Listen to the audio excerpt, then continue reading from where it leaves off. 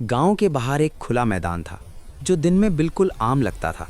कोई पेड़ नहीं, कोई इमारत नहीं, सिर्फ सूखी जमीन और दूर तक फैली खामोशी। लोग वहां से रोज गुजरते थे, बिना रुके, बिना सोचे। पर हर सुबह बिल्कुल सूरज निकलने से पहले उस जमीन पर कुछ ऐसा दिख जाता था जो पूरे गांव को बेचैन कर देता।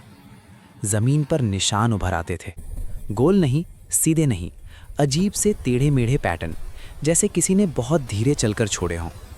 पर वो निशान किसी पैर जैसे भी नहीं लगते थे, ना पंजे, ना उंगलियों जैसे, सिर्फ निशान। और जैसे ही धूप तेज होती वो धीरे धीरे गायब हो जाते। गांव वालों के लिए ये सिर्फ निशान नहीं थे, ये एक वार्निंग थे।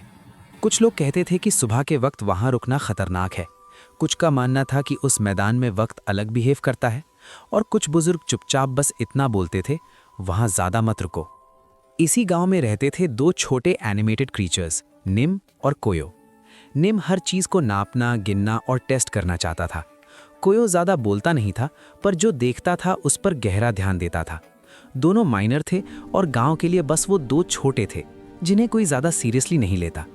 पर निम और कोयो नोटिस कर रहे थे कि गांव में डर धीरे धीरे बढ़ रहा था। सुबह लोग जल्दी दरवाजे बंद कर देते, बच्चों को बाहर निकलने से रोका जाता, और जो मैदान के पास से गुजरता वो अपनी चाल तेज कर लेता।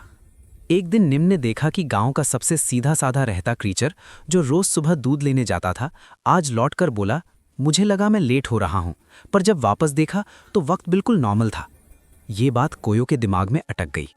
उस रात हवा थोड़ी भारी थी। निम और कोयो मैदान के पास बैठे थे। अंधेरा पूरा छा चुका था।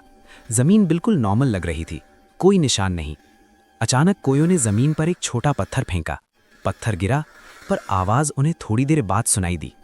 निम फ्रीज हो गया। ये सिर्फ इमेजिनेशन नहीं हो सकता था। अगली सुबह दोनों बिल्कुल पहली रोशनी में मैदान में गए। नए निशान फिर मौजूद थे। निम ने अपनी छोटी सी स्टिक से जमीन को हल्का सा खुरचा। नीचे की लेयर गीली थी, ऊपर की सूखी। कोयो ने हवा महसूस की। मैदान के बीच हवा का फ्लो अलग था, जैसे कोई इनविजिबल बाउंड्री हो। तभी गांव के लोग दूर से चिल्लाए, वहां मत रुको। पर निम और कोयो रुके रहे। उसी दिन गांव में एक और बात फैल गई। किसी ने कहा कि रात को मैदान के पास से गुजरते वक्त उसे अपनी ही आवाज देर से सुनाई दी।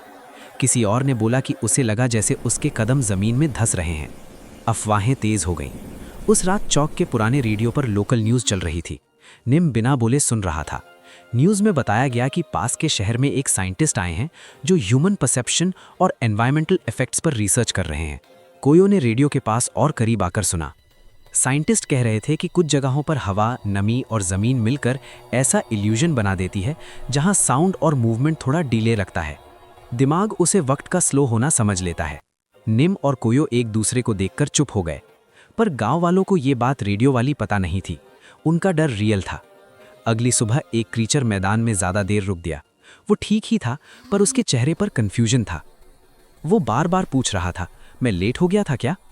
गांव में पैनिक फैल गया। तब निम और कोयो को लगा अब चुप रहना गलत होगा। उन्होंने एक प्लान बनाया। अगली सुबह जब जमीन पर निशान थे, निम ने सबके सामने पत्थर फेंका। सबने देखा, आवाज लेट आई।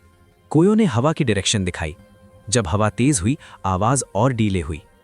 फिर निम ने दिखाया कि जैसे ही धूप तेज होती है, जमीन सूखने लगती है और निशान खुद ही मिट जाते हैं। लोग चुप हो गए।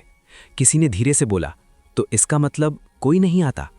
कोयो ने सिर्फ इतना कहा, आता नहीं, बस दिखाई देता है। धीरे धीरे लोग समझने लगे। डर तुरंत नहीं गया, पर कम होने लगा। कुछ लोग अब भी सुबह मैदान से दूर रहते हैं। कहानियां अब भी चलती हैं, पर अब गांव के कुछ लोग जानते हैं कि हर अजीब चीज का मतलब खौफ नहीं होता। निम और कोयो आज भी सुबह कभी कभी वहां जाते हैं, निशान देखते हैं और बिना बोले वापस आ जाते हैं, क्योंकि उन्हें पता है समझना डर से ज्यादा मुश्किल होता है। मॉरल, हर अफवाह के पीछे लॉजिक होता है।